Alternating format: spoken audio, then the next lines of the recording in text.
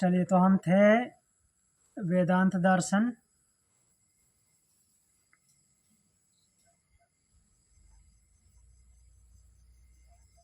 दर्शन तृतीय अध्याय द्वितीय पाद 23 नंबर मंत्र पढ़े थे। तदा व्यक्तमाह ही,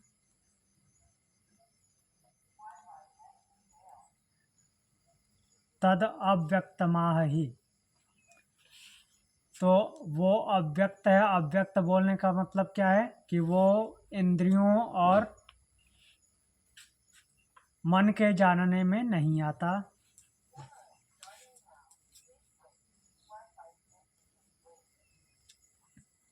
फिर बोल रहे हैं, आगे वाला जो सूत्र है उसमें देखते हैं, संबंध है कि इससे यही समझना चाहिए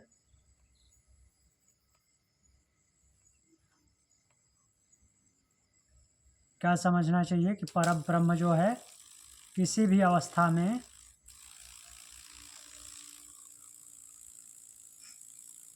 प्रत्यक्ष दर्शन नहीं होता उसका, अर्थात उसको जाना ही नहीं जा सकता। इसका मतलब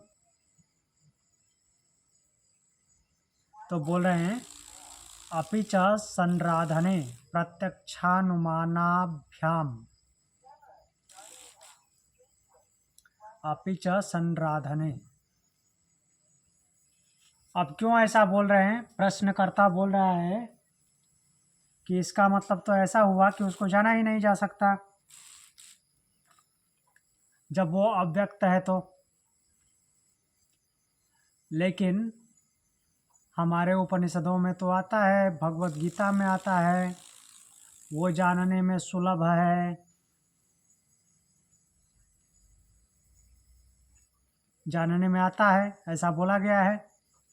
भगवान भी बोलते हैं। तो कब, कैसे? जब वो इंद्रियों के द्वारा जाना नहीं जा सकता तो कैसे जानने में आता है? तो वो जानने में ऐसे आता है जब आराधना करते हैं, संराधने, जब उसकी आराधना करते हैं तब वो जानने में आता है। तो इसका एग्जाम्पल देखेंगे। देखिए कहाँ कहाँ पे एग्जाम्पल है। श्रुतियों और स्मृतियों में जहाँ सगुण और निर्गुण परमेश्वर को इंद्रियों के द्वारा देखने में न आने वाला बताया है, दोनों जगह बोला गया है।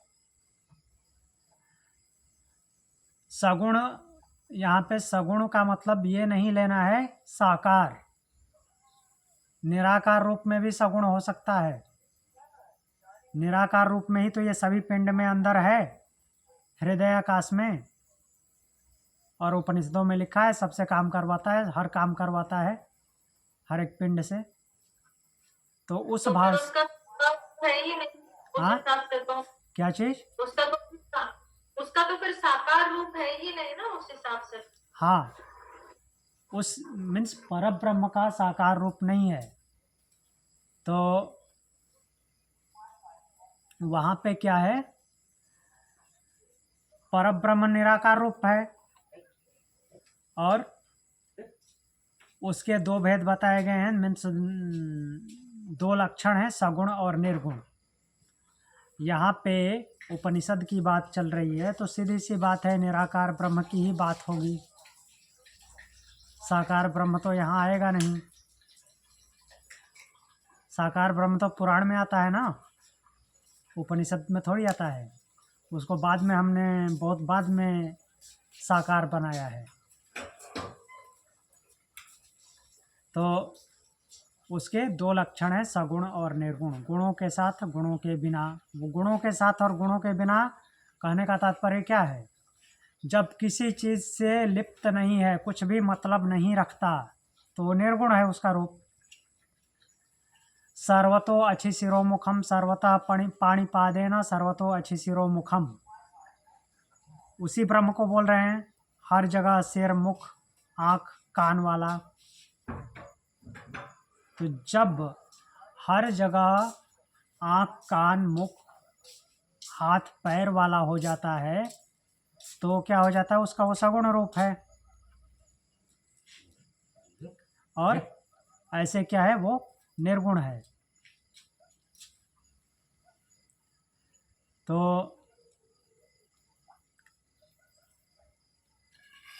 बैठो।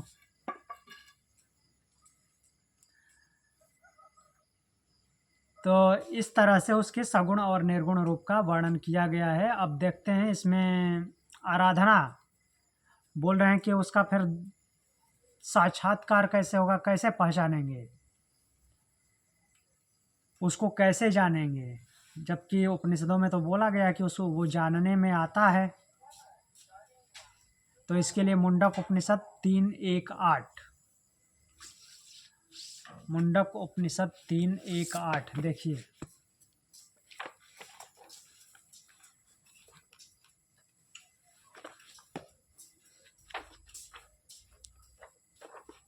मुंडकोपनिषद का तृतीय मुंडक, पहला खंड, 8वां मंत्र।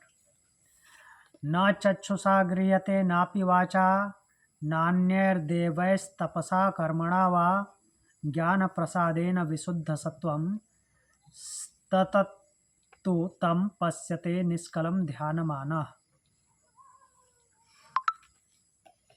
क्या बोल रहे हैं? न चक्षुषा, न वाचा, न अन्यय देवय अपि गृह्यते। इसको हमने कल भी देखा था कि वह न तो नेत्रों से, न वाणी से, और न ही अन्य किसी दूसरी देवौ इंद्रियों से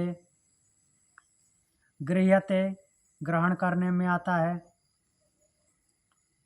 ये तो पहले भी बताया गया है, उसी के अकॉर्डिंग हमने पहले भी देखा था।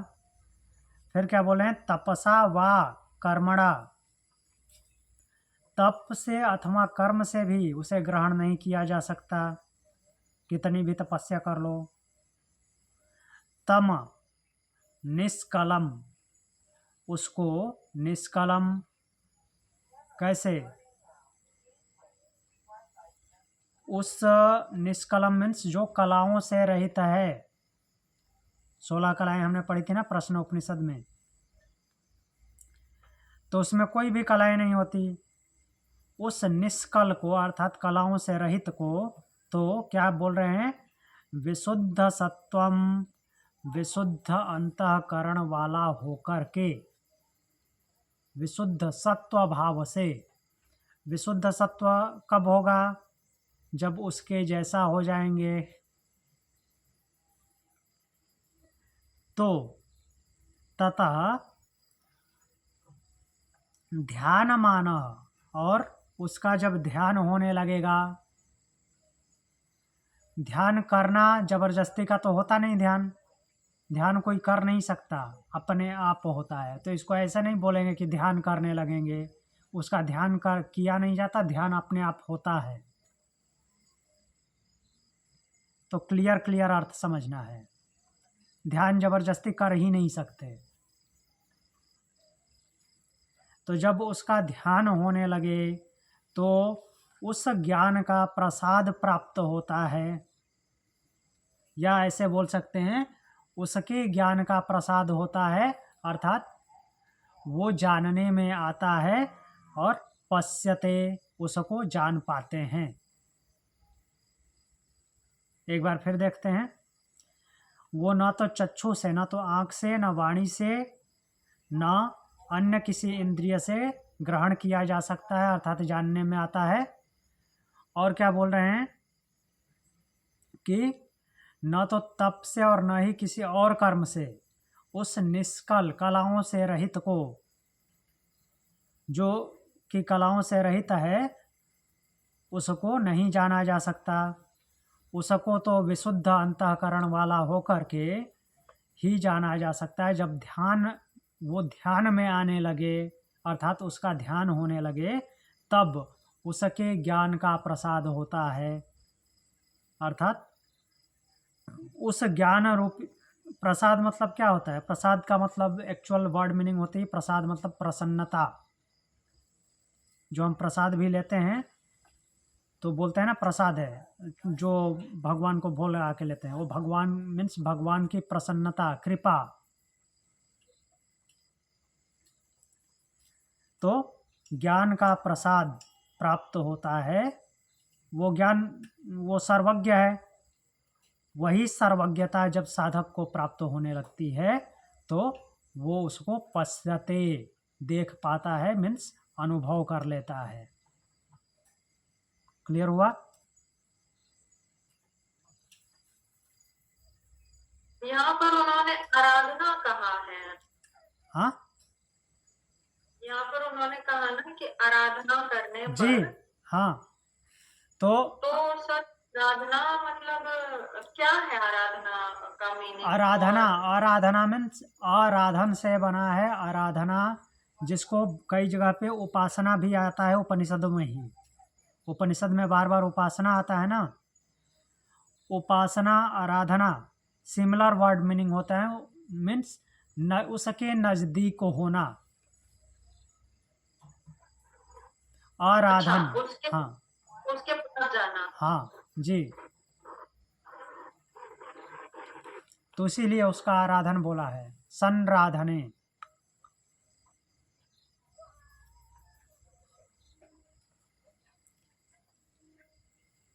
तो आराधना करने से अर्थात उस इस क्रिया विधि से उसके पास जाया जाता है, और उसके पास जाना मतलब उसके जैसा होना।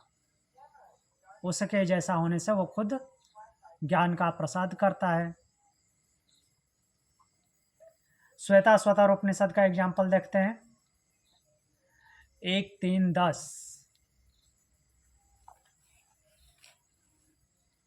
एक पहले अध्याय का 3रा और 10वां मंत्र, और दूसरे अध्याय का 15वां मंत्र। श्वेता स्वतर उपनिषद,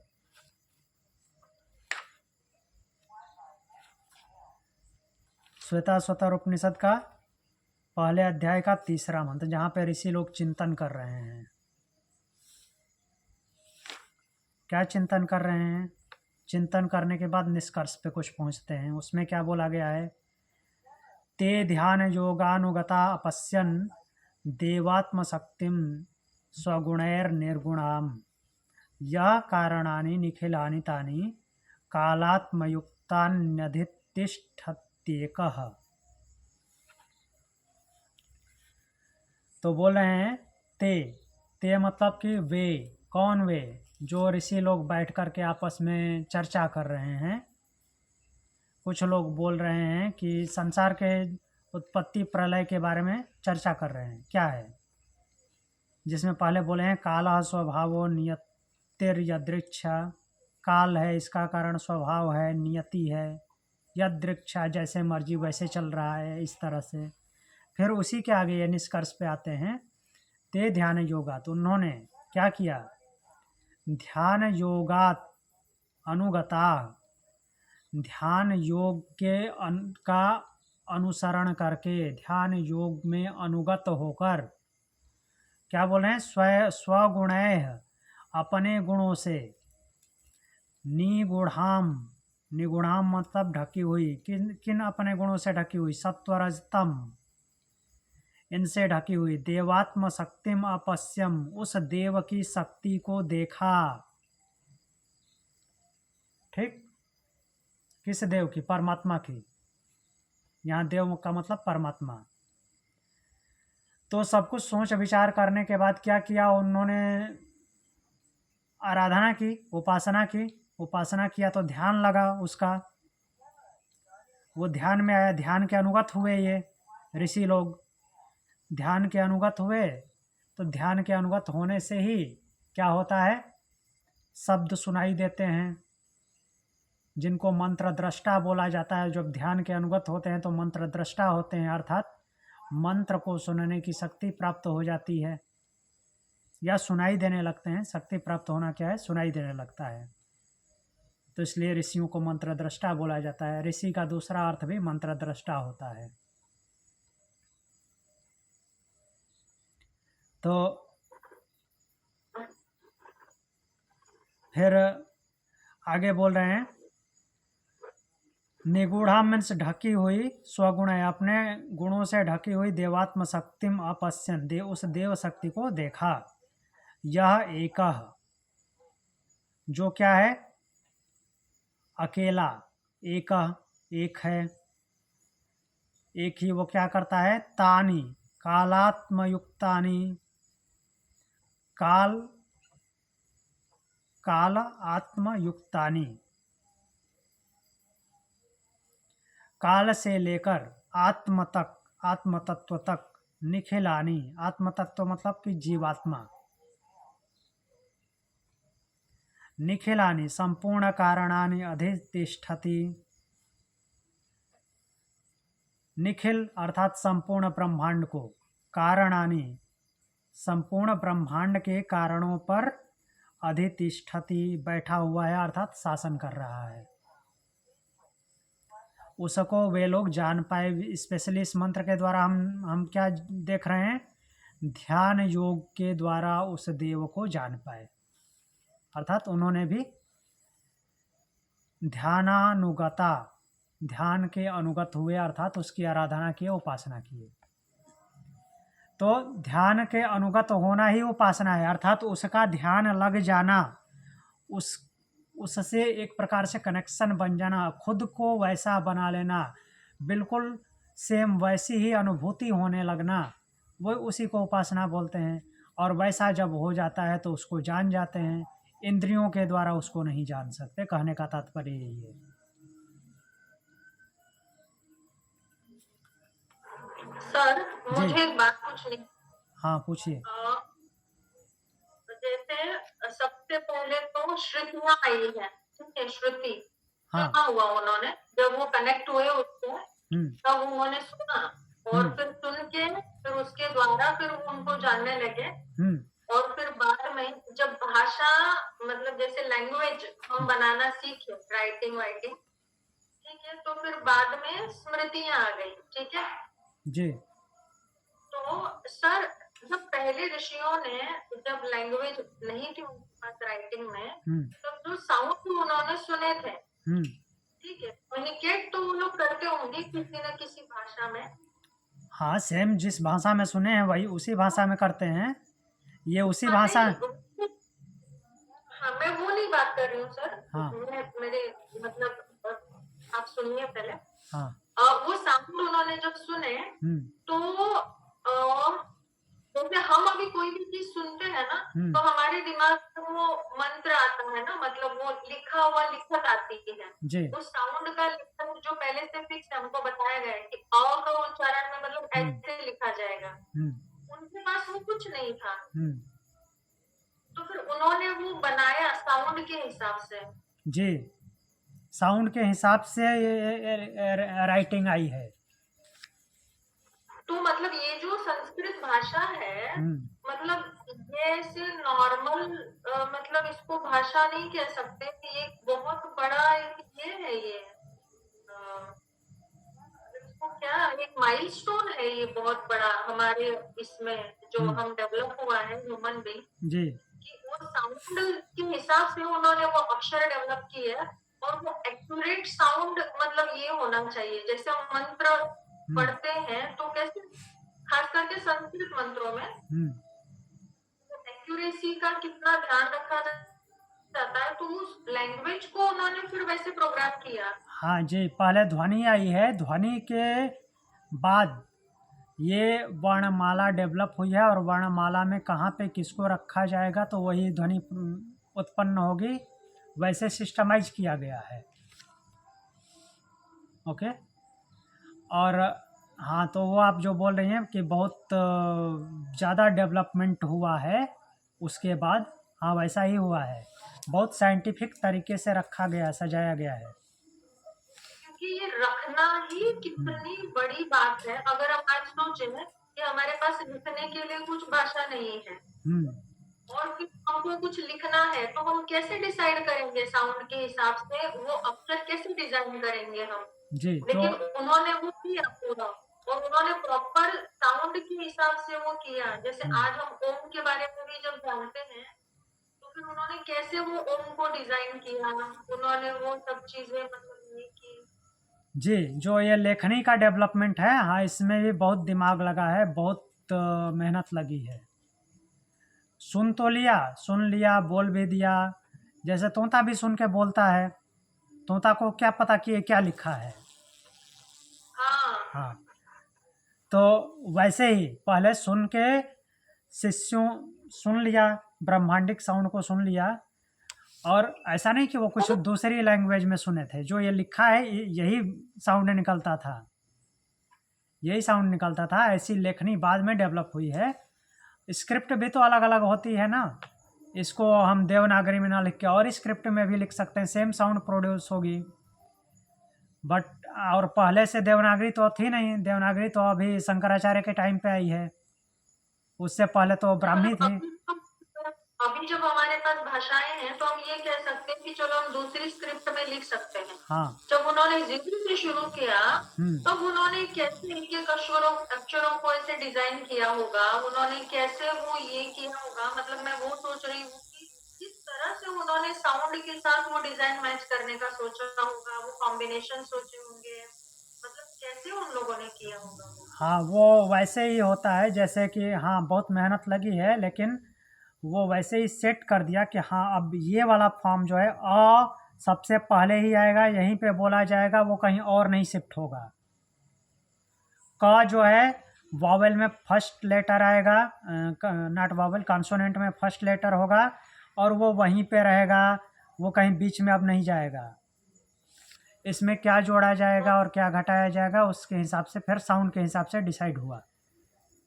और उन्होंने, हम जब उच्चारण करते हैं तो हमारा जो मोमेंट होता है, लिप मोमेंट कहो या हमारा जो टंग है, उससे भी उन्होंने कैसे कनेक्शन बिठाए हैं ना। मतलब जैसे ओम का भी जब हम चांट करते हैं, हाँ जी, तो उन्होंने वो इतना मतलब सोचा है उस बारे में उन लोगों ने। हाँ, पहले तो वर्णमाला ही सेट करने में बहुत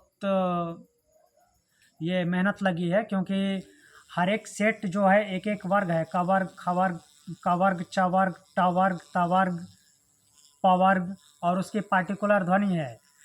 क वर्ग के सारे साउंड एक ही जगह से निकलेंगे, कंठ ध्वनि है, क, ख, ग, घ, ङ, सारे कंठ से ही आएंगे। जो च वर्ग है वो तालु से ही आएगा, च, छ, ज, झ, ञ, ट, ठ, ड, ढ, सब सारे में टंग जो है ऐसे पीछे जाएगी, आगे आएगी, पीछे जाएगी, आगे आएगी। तो ये सारे सेटिंग में बहुत टाइम और मेहनत लगा है। अभी चलते हैं हम यहाँ पे श्लोक पे, और उससे पहले क्या था कि ऐसे गुरु शिष्य को कंठस्थ कराता था, जैसे हम तोते को पढ़ाते हैं। अब 10वें मंत्र में क्या बोला गया है, श्वेताश्वतर उपनिषद के पहले अध्याय के ही 10वें मंत्र में तीसरा मंत्र हमने देखा था। क्षरम प्रधानम अमृताक्षरम हरः क्षरात्मान विशते देव एकः तस्याभिध्यानाद योजनात् तत्वभावाद भुजशान्ते विश्वमायान्निवृत्ति। तो क्या बोल रहे हैं, प्रधानम, प्रधान कौन है, प्रकृति। प्रधानम क्षरम, प्रधान क्या है, प्रकृति विनाशशील है, जो उसका क्षरण होता है। क्षरण होने का मतलब ये नहीं कि वो समाप्त हो जाती है, क्षरण होने का मतलब कि एक रूप से दूसरे रूप में परिवर्तित होती है, परिवर्तन उसका स्वभाव है। ब्रह्म जो है, ब्रह्म में ये लक्षण नहीं है, ब्रह्म जैसा है वैसा ही है, वैसा था वैसा ही रहेगा, उसमें कोई चेंजिंग नहीं होता। तो प्रकृति क्षरण को प्राप्त होती है, और हरः अमृताक्षरम, जो वो हर है, हर क्या है, अविनाशी है, अर्थात आत्म तत्व अविनाशी है। क्षरात्मानव, क्षर आत्मानव, ये जो क्षर हो रहा है अर्थात प्रकृति और आत्मा दोनों को, आत्मा यहाँ पे दूसरा जो आत्मा है उसको जीवात्मा लेना है। एक देवा ईसते, इन दोनों पे अर्थात जिसका क्षरण होता है अर्थात प्रकृति और जो उसको भोगने वाला है आत्मा अर्थात जीवात्मा, उन दोनों पे एक देवा ईसते, एक ही देव शासन करता है। तस्य अभिध्यानात् योजनात्, तस्य मीन्स उसका, अभिध्यानात् अच्छी तरह से ध्यान करने से, अर्थात जब उसका ध्यान होता है, योजनात् और मन उसमें लगता है, युज होता है, जुड़ता है उससे, च तत्वभावात्,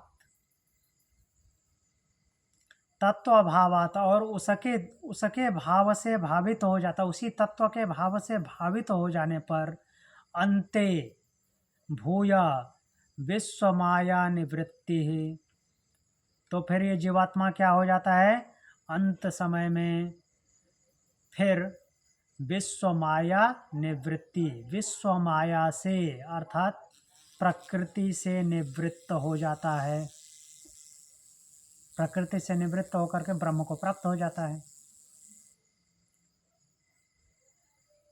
तो जो प्रत्यक्षानुमानाभ्याम सूत्र में आया है उसी को एक्सप्लेन करने की बार बार कोशिश की जा रही है मंत्रों के माध्यम से। प्रत्यक्ष अनुमान होता है, वही स्मृतियां बता रहे हैं, मीन्स श्रुति के माध्यम से हम देख रहे हैं।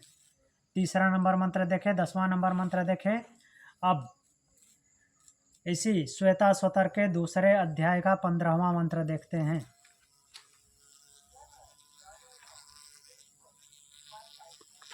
दूसरे अध्याय का 15वां मंत्र बोल रहे हैं,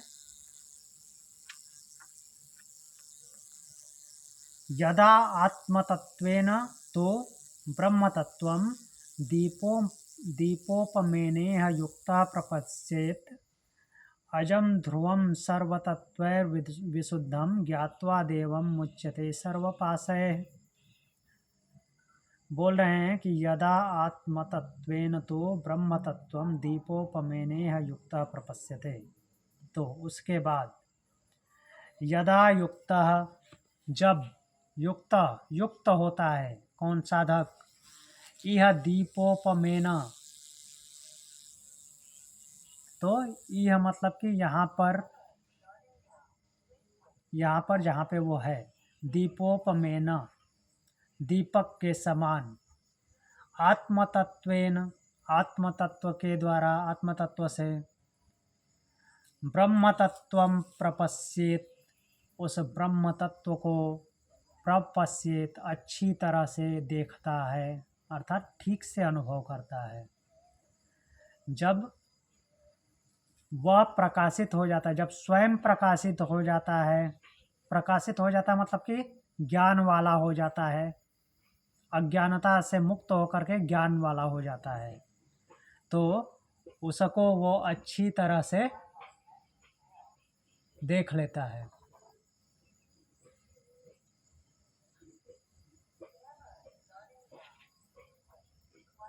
फिर क्या होता है, ध्रुवम, तो अजम ध्रुवम, वह अजन्मा, और ध्रुव जो कि कहीं आता जाता नहीं है, निश्चल है, सर्वतत्व समस्त सभी तत्वों से, विशुद्धम देवम, उस विशुद्ध अर्थात किसी तरह का कोई दाग धब्बा नहीं है, किसी तरह के गुणों का उस पर असर नहीं होता, देवम उस देव को, ज्ञात्वा जानकर, सर्वपाशय मुच्यते सभी पापों से मुक्त हो जाता है साधक। कब, जब प्रकाशवान हो जाता है अर्थात अज्ञान से मुक्त होकर के ज्ञानवान हो जाता है, तो उसको जान लेता है, उस विशुद्ध परम देव को जान लेता है और उसको जान करके सभी पासों से, सभी जो उसके पास उसकी हथकड़ी बेड़ियाँ लगी हुई हैं उन सबसे वो मुक्त हो जाता है।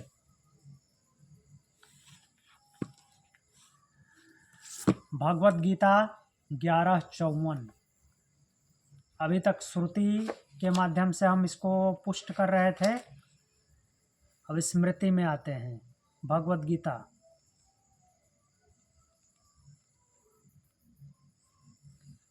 गीता के 11वें चैप्टर का 54 नंबर श्लोक, सेकेंड लास्ट।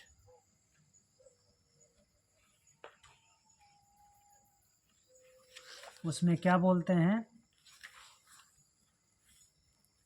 भगवान बोल रहे हैं, भक्त्या त्वनन्यया शक्या अहमेवं विधो अर्जुन ज्ञातुम द्रष्टुम च तत्वेन प्रवेष्टुम च परंतप।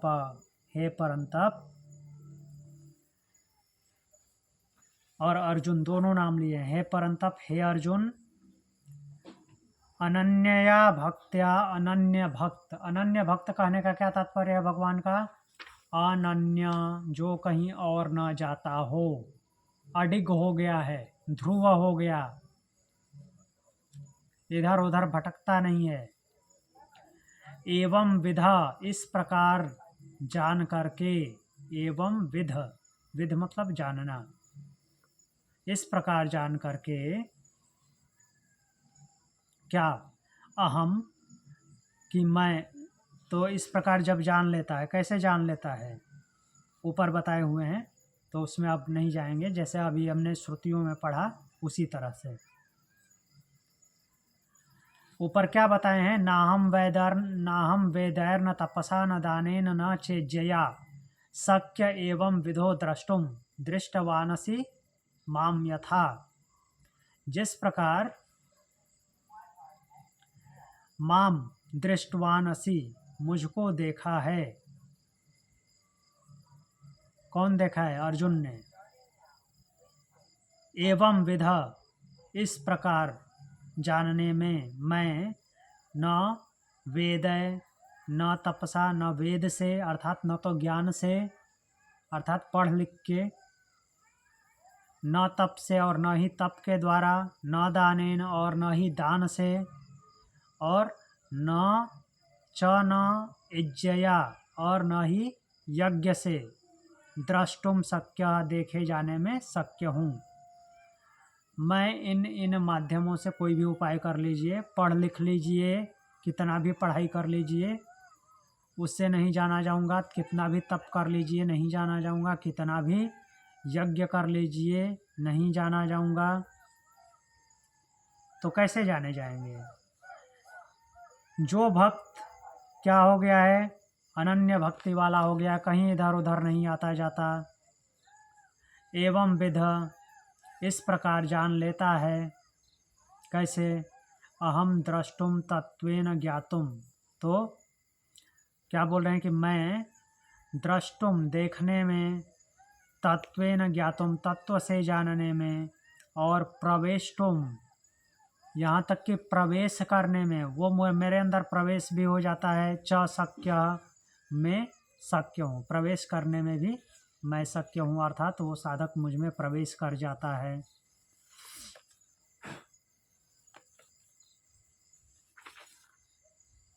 साधक मुझ में प्रवेश कर जाता है। और उससे पहले बोल रहे हैं कि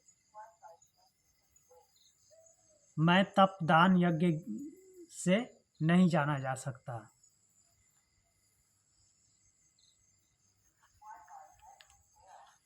तो इस तरह से श्रुति और स्मृति। हाँ बोलिए। उनकी चॉइस से भी जाना जा सकता है ना? नहीं, चॉइस तभी होगी जब उसको, एक मिनट, चॉइस वाला ये है ना एक्सेप्शनल केस अर्जुन। नहीं, वो एक्सेप्शनल नहीं है। वो जो वो जाने हैं वो वास्तविक रूप को थोड़ी जाने हैं, वो तो साकार दर्शन है। लेकिन देखा ना उसने बहुत कुछ, हाँ तो उनकी चॉइस थी ना। हाँ, वो उनकी चॉइस थी, उन्होंने चूज किया है, लेकिन उसको वो जो भगवान बताना चाह रहे हैं वो ब्रह्म रूप को बताना चाह रहे हैं, पर ब्रह्म को। पर ब्रह्म जानने में कब आता है? जब उसके जैसा हो जाए साधक, तभी जानेगा। उनके चॉइस वाला भी तो पॉइंट है ना एक। नहीं, चॉइस का काउंटर है, चॉइस का काउंटर उपनिषद में एक्चुअली मेरे को वो चॉइस कब होगी उसका भी रोल लिखा है। मुंडक उपनिषद में ही है, कल मैं बताता हूँ। 3:1:15 है क्या? एक मिनट।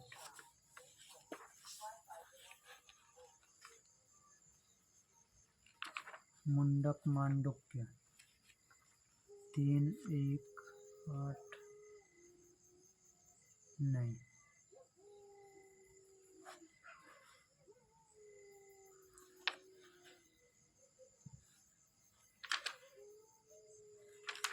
ठीक है, मैं कल बताता हूँ इसको।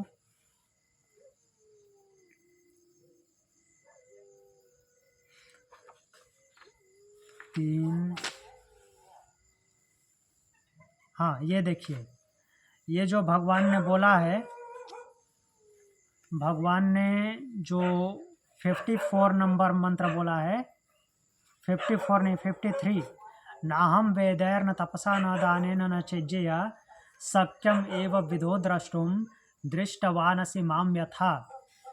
ये मुंडक उपनिषद तृतीय मुंडक द्वितीय खंड का तीसरा मंत्र सेम वैसा ही है। नायमात्मा प्रवचनेन लभ्यो न मेधया न बहुना श्रुतेन यमे वैसा वृणेतु तेन लभ्य तस्तस्य आत्मा विवृणेतु तनुस्वामा। इसमें आप जो बोल रही थी कि उसकी कृपा, उसकी इच्छा, उसके प्रसाद, वो भी इसी में है। यह जो है आत्मा, आत्मा अर्थात न अयम आत्मा, यह आत्मा अर्थात यह जो आत्म तत्व अर्थात परमात्मा, यहाँ आत्मा का मतलब परमात्मा है, जीवात्मा नहीं। वह परमात्मा न प्रवचनेन, प्रवचन से अर्थात बहुत कुछ ज्ञान हो जाने से, जान लेने से या सुन लेने से, एक्चुअली प्रवचन मतलब कि बोलना, जान करके बोलना, उससे न मेधया, न ही मेधा से, बुद्धि से, न बहुना श्रुतेन, और न ही बहुत ही उसके बारे में सुन लेने से लभ्य प्राप्त नहीं होता, इन किसी से भी प्राप्त नहीं होता। न बहुत प्रवचन करने से, न ही ऐसा नहीं कि बहुत जो जीवन भर प्रवचन कर रहा है उसको वो प्राप्त हो जाएगा, नहीं प्राप्त होगा जब तक कि वो वैसा न हो जाए वो प्रवचन करता। न तो प्रवचन से, न बुद्धि से, न सुनने से वो लभ्यते, उसका लाभ नहीं मिल सकता, अर्थात वो जानने में नहीं आता, उसका अनुभव नहीं होता। एस यम वृणेत, वृणुते, एस यम वृणुते, वह जिसको वृणुते वर्ण कर लेता है, स्वीकार कर लेता है। ये मुझे याद है, हाँ, इसीलिए मैंने आपको बोला बाय द वे। अच्छा, हाँ, तो इसको देखते हैं। तेन एव, तो उसके द्वारा ही लभ्य, उसका लाभ प्राप्त होता है। ऐसा आत्मा, यह जो आत्मा है अर्थात परमात्मा, तस्य स्वाम तनुम विवृणेतु, अपने आप को उसके सामने प्रकट कर देता है, अर्थात उसके जानने में आ जाता है। तो इसके आगे वाला मंत्र भी देख लेते हैं। सर मुझे वो याद था, हाँ, तो उसके याद था, तो इसी का अगला मंत्र उसके बारे में बोल रहा है कि कौन उसको प्राप्त, किसका वर्ण करेगा, क्यों वर्ण करेगा। नायमात्मा बलहीनेन लभ्यो, वो तो डैमेज कंट्रोल कर रहे हैं। मैंने बोल दिया ना वरना वरना। डैमेज कंट्रोल नहीं कर रहे हैं, वो बता रहे हैं, रूल बता रहे हैं। या डैमेज कंट्रोल लिपा पोती कर रहे हैं। कोई लिपापोती नहीं है, रूल है ये। अच्छा ध्यान से सुनिए पहले। नायमात्मा बलहीनेन लभ्यतो। यह आत्मा अर्थात यह परमात्मा बलहीनेन लभ्यो, बलहीन के द्वारा नहीं लाभ प्राप्त किया जाता उसका। बलहीन को नहीं प्राप्त होता। बलहीन मतलब केवल शारीरिक बल नहीं, आध्यात्मिक बल। च प्रमादात, और जो प्रमादी है, टालते रहने वाला, आलस्य का बड़ा भाई, तो उस प्रमादी के द्वारा भी, अथवा अलिंगात, अलिंगात अर्थात लक्षणों से रहित, जिसकी कोई पहचान ही नहीं है। यहाँ पे लक्षण रहित बोलने का क्या मतलब है? कोई वो अपनी बुद्धि को एकाग्र नहीं कर पाता, किसी लक्षण में, किसी एक विशेषता वाला नहीं होता, किसी मार्ग पे नहीं चलता। तपसा, तप से भी न, तप से भी नहीं जाना जाता। तो यह विद्वान, लेकिन जो विद्वान अर्थात ज्ञानी, एतय उपाय, इन उपायों द्वारा, यतते यत्न करता है, तस्य आत्मा ब्रह्मधाम विशते, तो वह, यहाँ पे आत्मा जो दूसरा आया है वो जीवात्मा के लिए आया है, वह जीवात्मा ब्रह्मधाम में प्रवेश कर लेता है, जो उसको वैसा जानता है। विद्वान एतय उपाय, इन उपायों द्वारा, किन उपायों द्वारा? उसके जैसा होना। देखिए आगे क्या बोल रहे हैं। संप्राप्येन मृषयो ज्ञान तृप्ता कृतात्मानो वीतरागा प्रशांता ते सर्वगम सर्वतः प्राप्य धीरा युक्तात्मानः सर्वमेवा विसन्ति। वीतरागा किसका वर्ण करेगा? वो वीतरागा, जिसका राग बीत गया है, वीतरागी हो गया है, कोई अटैचमेंट नहीं। कृतात्मना, अपने आप को कृत कर लिया है, अर्थात किसी तरह का कोई पाप पुण्य से में लिप्त नहीं है, न तो उसको पाप छूता है न पुण्य छूता है, अर्थात गुणातीत हो गया। ऋषय, ऐसे ऋषि लोग, एनम संप्राप्य, एनम मीन्स इसको, इस आत्म तत्व को अर्थात परमात्मा को, संप्राप्य प्राप्त होकर, ज्ञान तृप्ता, ज्ञान से तृप्त होकर, सर्वज्ञ है वो तो ज्ञान से तृप्त हो गए, सर्वज्ञता में चले गए। प्रशांता, प्रशांता अच्छी तरह से शांत होना। शांति तो यहाँ पे भी होती है, लेकिन वो क्या है? प्रशांत है। अब उससे गहरी शांति और कुछ नहीं है। तो हम भगवान को, परमात्मा को प्रशांत बोलते हैं। अत्यंत शांति है, पिन ड्रॉप साइलेंस, कुछ भी थोड़ा सी भी, मतलब पर शब्द मात्रा भी नहीं है। हाँ, शब्द मात्र भी नहीं है।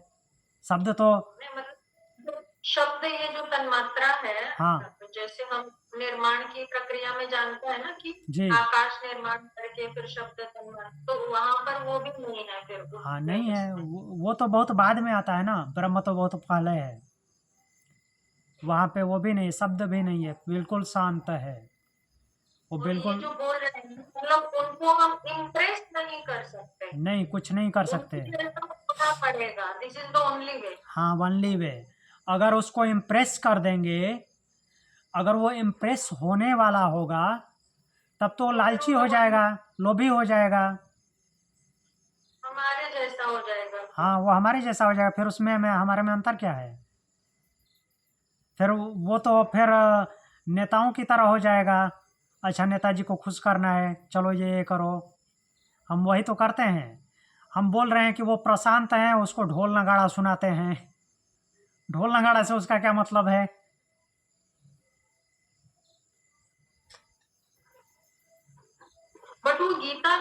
अर्जुन से इम्प्रेस दिखता है, दिखने में ऐसा लगता है। गीता में इम्प्रेस दिखना वो एक प्रकार से अलग भाव है, क्योंकि वो स्मृति है, और स्मृति है तो वैसा भाव कहाँ से आ रहा है? पौराणिक कॉन्सेप्ट है। लेकिन वास्तव में अगर ब्रह्म भाव से भावित होकर के, मीन्स जो गीता को उपनिषद पढ़ के पढ़ेगा, तो वैसा छाप उसके दिमाग में नहीं आएगा। वो प्योरली पर ब्रह्म रूप में वो उसको समझेगा। बट सर उसका जो वैसा है ना भाव, जो वो हाँ, express भाव करता है ना, जी, वो एक्चुअली अच्छा है, मतलब वो अच्छा लगता है। हाँ, अच्छा लगता है, क्योंकि वहां पे साकार दिखाया भी गया है ना, साकार रूप में दिखाया गया है, तो इसलिए वैसा भाव भी आया है। तो हमको अगर कुछ अच्छा लगता है, मतलब हम संप्रज्ञात में ही है। हाँ, वो अच्छा लगने से भी उसके भी ऊपर जाना पड़ेगा। हाँ, पुण्य पुण्य और पाप दोनों की सीमा से परे होना पड़ेगा।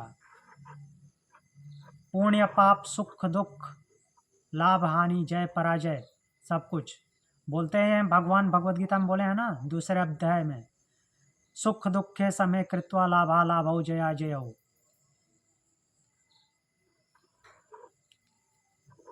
सर सॉरी, मुझे थोड़ा जाना पड़ेगा। क्या ओके, मैं जा सकती? हाँ जी, ठीक है।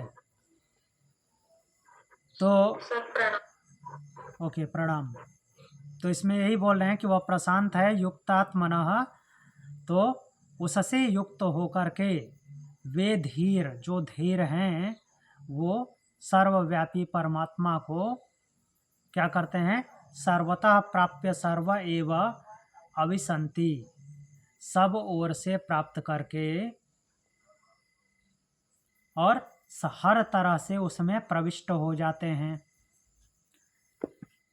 तो उसको कैसे प्राप्त किया जाए, इस मंत्र के माध्यम से, हमने इस सूत्र के माध्यम से, एक्चुअली हम वेदांत दर्शन पढ़ रहे हैं, ब्रह्म सूत्र, तो इस सूत्र के माध्यम से यही बताया गया है, और बहुत सारे एग्जाम्पल हमने लिए। अब आगे बढ़ते हैं।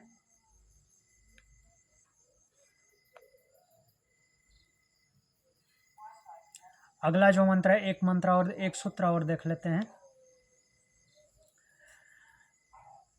उस परमेश्वर का स्वरूप आराधना से जानने में आता है, ये तो हमने जान लिया। आराधना क्या है? उपासना, उसके निकट बैठना, अर्थात उसके जैसा होना। उसके जैसे होने में, उसके जैसा होने पर क्या होता है? हम ज्ञान स्वरूप हम स्वयं भी हो जाते हैं, और जब हम स्वयं ज्ञान स्वरूप हो जाते हैं तो उसको जान लेते हैं और उसकी अनुभूति हो जाती है। तो यहाँ पे बोल रहे हैं कि आराधना से जानने में आता है, अन्यथा नहीं तो नहीं जानने में आएगा। तो प्रश्नकर्ता का प्रश्न है कि इस कथन से तो यह सिद्ध होता है कि वास्तव में परमात्मा निर्विशेष है, अर्थात विशेष है ही नहीं, केवल भक्त के लिए आराधना काल में सगुण होता है, बाकी वो निर्गुण रूप में रहता है। तो ऐसी शंका होने पर बोलते हैं, प्रकाशादिवच्चय वैशिष्यम प्रकाशश्च कर्मण्यभ्यासात्, प्रकाशादिवत, प्रकाश आदि की तरह, प्रकाश आदि के जैसे गुण होते हैं, वैसे ही क्या बोल रहे हैं? प्रकाश आदि बोलने का तात्पर्य क्या है? केवल प्रकाशवत क्यों नहीं बोले? प्रकाश आदिवत मीन्स प्रकाश से रिलेटेड जो जो कुछ भी चीज़ें होती हैं उन सबको ले लीजिए, इसलिए प्रकाश के साथ आदि आ गया। अवैशिष्य,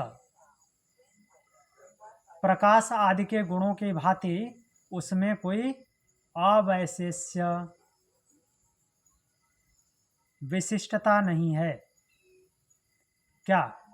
प्रकाश च कर्मणि अभ्यासात्, प्रकाश भी कर्म में अभ्यास करने से ही प्रकट होता है। तो प्रकाश को कई अर्थों में लिया जा सकता है। प्रकाश मतलब कि लाइट और ज्ञान इस तरह से लिया जा सकता है। देखते हैं व्याख्या में क्या है। जिस प्रकार अग्नि और बिजली, देखिए अब प्रकाश आदि क्यों आया था, उसके माध्यम जो जो चीज़ें हैं उन सबको लेना है। अग्नि, बिजली और भी जितने तत्व हैं जिससे जिससे प्रकाश होता है उन सबको, और उष्णता आदि गुणों से युक्त है। अर्थात हीट जो है वो अग्नि का ही लक्षण है। प्रकाश बोले तो उसका जो पर्याय है वो अग्नि है। अग्नि से ही सब कुछ होता है। अग्नि में ताप भी है, टेम्परेचर है, और विद्युत से भी प्रकाश उत्पन्न होता है, तो इसलिए प्रकाश आदि शब्द आया है। तो उनका वह रूप जब प्रकट हो, उस अवस्था में उनके वो स्वाभाविक गुण दिखते हैं। हाँ, इससे उत्पन्न हुआ प्रकाश, बिजली से उत्पन्न हुआ, आग से उत्पन्न हुआ, टेम्परेचर हाई हो गया तब उत्पन्न हुआ। फिर तो वो क्या है कि वो सब उनमें छुपे हुए होते हैं, प्रकाश उसमें छुपा हुआ होता है। कहने का तात्पर्य ये है, और उन गुणों से युक्त होता है। तो जिनमें प्रकाश आता है तो वो सब के सब जिससे आता है वो सब प्रकाश से युक्त होते हैं। तो उसी को बोल रहे हैं कि व्यक्त और अव्यक्त स्थिति में उन स्वाभाविक गुणों से युक्त होने में कोई अंतर नहीं आता। कहने का तात्पर्य ये है, जो इसको अब परमात्मा पे अप्लाई करेंगे तो क्या होगा कि संबंध में ये क्या बोल रखे हैं कि वो आराधना से जानने में आता है, अन्यथा नहीं। तो इस कथन से तो यह सिद्ध होता है कि वास्तव में परमात्मा निर्विशेष है, केवल आराधना काल में सगुण होता है, गुणों वाला होता है, बाकी काल में वो नहीं होता। तो ऐसा नहीं होता है, वो बीज रूप में प्रतिष्ठित है। तो यहाँ पे बोलेंगे जिस प्रकार समस्त कल्याणमय विशुद्ध दिव्य गुणों से संपन्न है, किसको बोले, परमात्मा को। तो जैसे प्रकाश उन तत्वों में समाहित है जहाँ जहाँ से वो उत्पन्न होता है, वैसे ही उसी प्रकार परमेश्वर उपासना द्वारा प्रत्यक्ष होते समय जिस प्रकार समस्त कल्याण में विशुद्ध दिव्य गुणों से संपन्न है, वैसे ही अप्रकट अवस्था में भी है। जब वो प्रकट नहीं होता, जानने में नहीं आता, तब भी वो वैसा ही होता है। हम जो है अपने आप को उस योग्य बना देते हैं जिससे कि वो प्रकट हो जाता है, अर्थात जानने में आ जाता है, हमारी चेतना में आ जाता है, या हम उसका अनुभव कर लेते हैं। इसलिए उन्होंने प्रकाश का एग्जाम्पल दिया कि प्रकाश अपने ओरिजिन में उपस्थित होता है। जब वैसी कंडीशन बनती है, वैसी दशा बनती है, तो वो प्रकाश उत्पन्न हो जाता है और हमको दिख जाता है। वैसे ही हम अपने आप को जब वैसा बना देते हैं तो वो अपने आप को प्रकट कर देता है, या वो हमारे अनुभव में आ जाता है।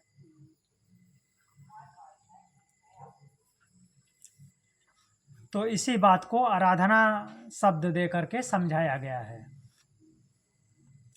आराधना से अर्थात उसकी उपासना करने से, उसके निकट होने से, अपने आप को वैसा बनाने से वो प्रकट हो जाता है। अर्थ प्रकट होने का मतलब कोई ऐसे हमारी तरह शरीर धारण करके दिखाई नहीं देने लगता। प्रकट होना एक आरोपित शब्द है। प्रकट होने का मतलब हमारे अनुभव में आ जाता है, क्योंकि हम स्व में स्थित हो जाते हैं, अर्थात अपने मूल स्वरूप में चले जाते हैं, और हमारा मूल स्वरूप वही है जो वो है, परमात्मा है। तो इसलिए हम उसको जान जाते हैं। क्लियर हुआ?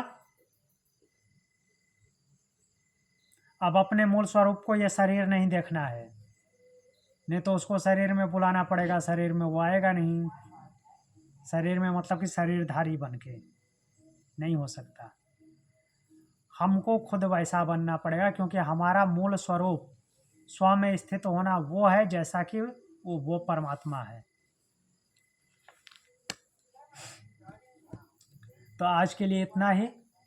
और कुछ पूछना है?